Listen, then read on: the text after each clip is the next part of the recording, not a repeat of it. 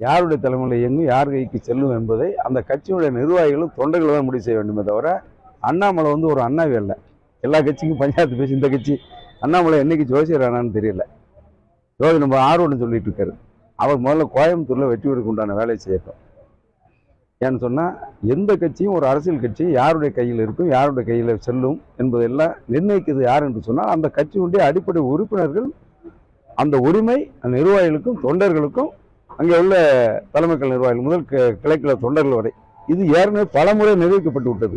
இன்னும் சொல்லப்பால் டிடிவி தினகரன்லாம் இங்கிருந்து பிரிந்த பிறகுதான், இன்னும் சொல்லப்பால் முன்னாள் முதலமைச்சர் ஓபிஎஸ் அவர்கள் இங்கிருந்து பிரிந்த பிறகுதான் தன்னுடைய நிலைப்பாட்டை இன்னைக்கு அனைத்து அண்ணா திராவிட முன்னேற்ற கழகம் ஒற்றை தலைமை என்று சொல்லி எடப்பாடியார் தான் எங்கள் தலைவர் என்பதை தேர்தல் கமிஷனாக இருந்தாலும் சரி, பொதுக்குழுவாக இருந்தாலும் சரி, அனைத்து மாவட்டங்களும் 52 கழக அமைப்பு ரீதியான உள்ள 70 கழக அமைப்பு ரீதியான உள்ள 70 மாவட்டங்களிலும் சரி, அதற்கு அடுத்தபடியாக பொதுக்குழுவிலும் சரி, நீதிமன்றங்களிலும் சரி, தேர்தல் ஆணையத்திலும் நிரூபிக்கப்பட்டு அது ஒரு முடிவுக்கு வந்த விஷயம். எனவே அடுத்த கட்சியை பற்றி பேசுவதற்கு அண்ணாமலைக்கு அரசியல் அரிசியோடி தெரியவில்லை என்றுதான் அர்த்தம். அவர் சொல்வதை போல 2021 டிடிவி தினகரன் அனைத்து அண்ணா திராவிட முன்னேற்ற கழகத்தோடு கூட்டணி வச்சிருந்தால் இன்னைக்கு முதலமைச்சராக அதிமுக இருந்திருக்குன்னு சொல்றது அது தவறு. என்ன நடந்தது? 2021 பிஜேபியோடு நாங்கள் கூட்டணி அமைக்காமல் இருந்தால் இன்றைக்கு நாங்கள் ஆட்சியில் இருந்திருப்போம். இதுதான் நிதர்சனமான உண்மை. அதை காலம் கடந்து நாங்கள் எடுத்துட்டு இப்போ முடிவாக எடுத்துருக்கின்றோம். இல்லை, ஒரு பிரிவு இல்லை. எங்களை பொறுத்த இந்த பிரிவெல்லாம் வந்த பிறகுதான் நாங்கள் சந்திச்சிருக்கோம். தேர்தலில் இந்த பிரிவெல்லாம் வந்து ஏதோ புதுசாக வந்த மாதிரி சொல்றாரு. அவர் 2017 டிடிவி தினகரன் கட்சி ஆரம்பிச்சாரு. என்ன நடந்துச்சு? அவரே இங்கே வெற்றி வர முடியலையா? ஒரு கட்சிக்கு தலைவர் என்ன எதிர்த்து தான் கோல்பட்டி தான் வந்தார். அவரே ஒரு எம்எல்ஏ ஜெயிக்க முடியலையா? வெற்றி வர முடியல. அந்த கட்சியில் எத்தனை பேர் ஜெயிச்சாங்க? அது ஒரு தாக்கம் இல்லை. நான் சொல்றது உண்மைதான். பிஜேபியோடு நாங்கள் கூட்டணி வைக்காமல் இருந்திருந்தால் 2021 இன்னைக்கு அனைத்து இந்திய அண்ணா திராவிட முன்னேற்ற கழக ஆட்சி வளர்ந்திருக்கும். இன்னைக்கு நாங்களாம் ஆட்சியில் இருந்திருப்போம். எனவே அதன் தாக்கத்தின் விளைவாகத்தான் ஒட்டுமொத்தமாக தலைமை கழக நிர்வாகிகள் கூட்டத்திலும் சரி, பொதுக்குழுவிலும் சரி, ஏகமனதாக அனைத்து தொண்டர்களும் நிர்வாகிகளும் எடுத்த முடிவு தான் இனிமேல் பிஜேபியோடு ஒட்டு வேண்டாம், உறவு வேண்டாம் என்றிருக்கோம். இன்றைக்கு அலை அனைத்து அண்ணா திராவிட முன்னேற்ற கழக அலை தமிழகம் முழுவதும் வீசுகின்ற இன்னைக்கு பத்திரிகை ஊடகங்கள் ஒரு மாதத்திற்கு முன்பாக சொன்ன கருத்து கணிப்பு வேற, இப்பொழுது வருகின்ற தகவல் வேற. கிட்டத்தட்ட 30க்கும் மேற்பட்ட தொகுதியில் இன்னைக்கு அனைத்து இந்திய அண்ணா திராவிட முன்னேற்ற கழகம் வெற்றி பெறும் என்ற நிலையில தான். இன்னும் தினகரன் இவ்வளவு உயர்த்தி சொல்றாரு. அவர் சொல்றாரு, அவர் தொகுதியில் போய் ஒருத்தர் கூட்டணின்னா உயர்த்தி பேசுறது வாடிக்கை. ஆனால் தினகரன் என்ன சொன்னா தெரியுமா? நாங்கள் ஒரு சீட்டு தான் கேட்டோம், 2 கொடுத்துட்டாங்க. இது இந்த ஆடி தள்ளுபடி மாதிரி ஒரு சட்டை வாங்கினா ஒரு சட்டை இலவசம் மாதிரி, ஒரு சீட்டு வாங்கினா ஒரு சீட்டு இலவசம் ஒன்று. இவங்க கூட்டணியில் சீட்டு வாங்கிறதுக்கே ஆள் இல்லை. அதே மாதிரி தமிழ் மாநில காங்கிரஸுக்கு நாங்கள் 2 தான் கேட்டோம், 3 கொடுத்தாருன்னு. அது 3ஆவது தொகுதி எதுன்னா தூத்துக்குடி. அப்போ பிஜேபி இவ்வளவு கடுமையாக எதிர்க்கின்ற திராவிட முன்னேற்ற கழகம், அதில் துணை பொதுச் செயலாளர் இங்கே உள்ள நாடாளுமன்ற உறுப்பினர் கனிமொழி, இன்னும் முதலமைச்சர் குடும்பத்தை சேர்ந்தவர். தமிழ்நாடு முழுவதும் அவங்க பிரச்சாரத்தில் பிஜேபி கடுமையாக பேசுகிறாங்க. திமுக அது மாதிரி ஆளுநர் விவகாரத்திலேருந்து எல்லா அரசு விவகாரமாக இருந்தாலும் அரசியல் விவகாரமாக இருந்தாலும் சரி, அவங்களுக்கு களத்தில் இங்கே யார் நின்றுக்க வேண்டும் அப்படிப்பட்டவர்களை அப்போ திமுகவின் ஒரு ஸ்டார் வேட்பாளர் என்று வைத்துக் கொள்ளலாம். திமுக பொறுத்தவரை ஸ்டார் வேட்பாளர், தொகுதி ஸ்டார் வேட்பாளர் அல்ல, திமுகவின் ஸ்டார் வேட்பாளர் கனிமொழி என்று சொன்னால் அவரை எதிர்த்து களத்திலே யார் முதல்வராக பிஜேபி இருந்திருக்க வேண்டும். அதோட மர்மம் என்ன? அதுவும் ஜெயிக்காத சொல்லுங்க. நாங்கள் 2 தான் கேட்டோம், கூடுதலாக ஒரு சீட்டை கொடுத்து யாராவது நிப்பாட்டுங்கன்னா கனிமொழி எடுத்து களம் காண்பதற்கு பிஜேபி தயாராக இல்லை. இதுதான் கள்ளக்கூட்டணி, இதுதான் கள்ளக்காதல்.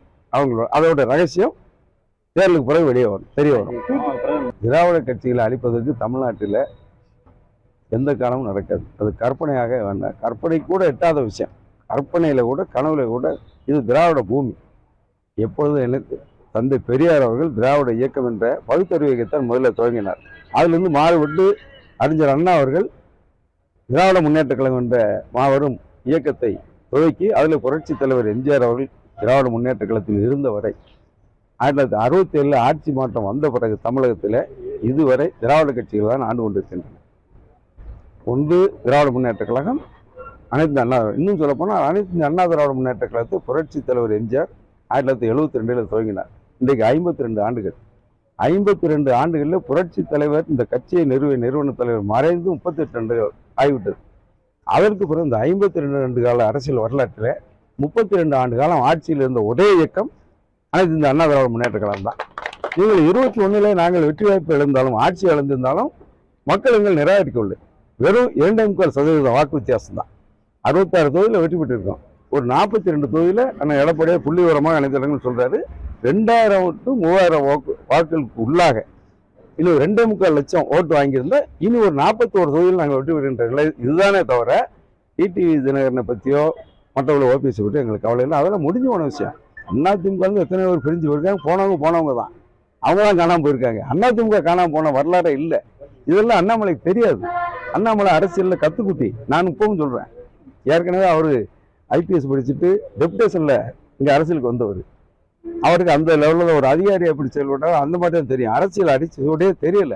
தேர்தலுக்கு பிறகு நான் சொல்கிறேன், அண்ணாமலை காணாமல் போய்விடுவார். இந்த நாடாளுமன்ற தேர்தலுக்கு பிறகு அண்ணாமலை என்று ஒருவர் இருந்தார் என்ற செய்தி வரமே தவிர அண்ணாமலை இருக்க மாட்டார். நாங்கள் சொல்கிறோம், அனைத்து இந்த அண்ணா திராவிட முன்னணி தமிழர் நலன் காப்பதற்காக யாராவது தேசிய கட்சிகளோடு நம்ம கூட்டணி வைத்தால் அவரை சார்ந்து இருக்க வேண்டிய சூழ்நிலை வரும். எந்த பிரதமராக வந்தாலும் இன்னும் தேசிய கட்சி தான் பிரதமராக வர வாய்ப்பு இருக்கும். அந்த பிரதமருக்கு ஆதரவு தெரிவித்து இப்போ தேர்தல் களத்திலேயே தேர்தல் வருகின்ற நேரத்தில் இன்னார் தான் பிரதமர் என்று சொன்னால் நாங்கள் ஆதரிக்கின்றவர் பிரதமராக வந்து விட்டார் என்று வைங்க. இப்போ போன 2019 நாங்கள் பிஜேபியோட கூட்டணி இருந்தோம்.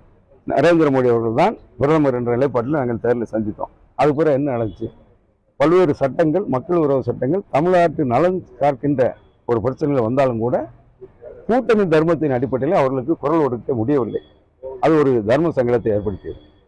இதைத்தான் மாண்புமிகு புரட்சி தலைவர் அம்மா அவர்கள் 2014 தேசிய கட்சிகளோடு கூட்டணி இல்லாமல் தமிழ்நாட்டு மக்கள் நம்ம நாடாளுமன்ற உறுப்பினரும் ஒரு 30 பேர் 40 பேர் 30 பேருக்கு மேலாக இங்கே நாங்கள் வெற்றி பெறுகிற நேரத்தில் தமிழ்நாடு நலன் சார்ந்த விஷயங்களை எந்த பிரதமராக இருந்தாலும் கவலை இல்லை. தமிழ்நாட்டு நலன் சார்ந்த விஷயங்களை அங்கே வலியுறுத்துவதற்கு தன்னிச்சையாக அவர்களோடு கூட்டணி வைக்காமல் இருந்தால்தான் நம்முடைய உரிமையை நிலைநாட்ட முடியும் என்ற அம்மாவின் வழியில் இன்றைக்கு அண்ணன் எடப்பாடி அவர்கள் முடிவெடுத்திருக்கின்றார். எனவே அந்த வகையில் இன்றைக்கி தமிழ்நாட்டு மக்கள் எங்களுக்கு ஆதரவு கொடுத்திருக்கின்றார்கள். இது தமிழ்நாட்டு நலன் காக்கின்ற பிரச்சனை, கச்சத்தீவு பிரச்சனை, முல்லை பெரியாறு பிரச்சனை, காவிரி பிரச்சனை, என்எல்சி பிரச்சனை, எய்ம்ஸ் மருத்துவமனை, நீர்த்தேர்தலை விலக்கு, இதெல்லாம் எங்கள் லட்சியங்கள். தமிழ்நாட்டு நலன் மக்கள் சார்ந்த இங்கே லட்சியங்களாக கொண்டு இந்த தேர்தல் இந்த 5 தான், இந்த 6 தான் எங்களுடைய அம்சம். இதை எந்த பிரதமர் வந்தாலும் நாங்கள் வலியுறுத்த முடியும். நீங்கள் சொல்வது போல ஒரு கட்சியோடு தேசிய கட்சியோடு கூட்டணி இருந்து அவங்க வந்துட்டாங்கன்னா கூட்டணியின் தர்மத்தின் அடிப்படையில் அதை வலியுறுத்த முடியாத சூழ்நிலை ஏற்பட்டுவிடும்.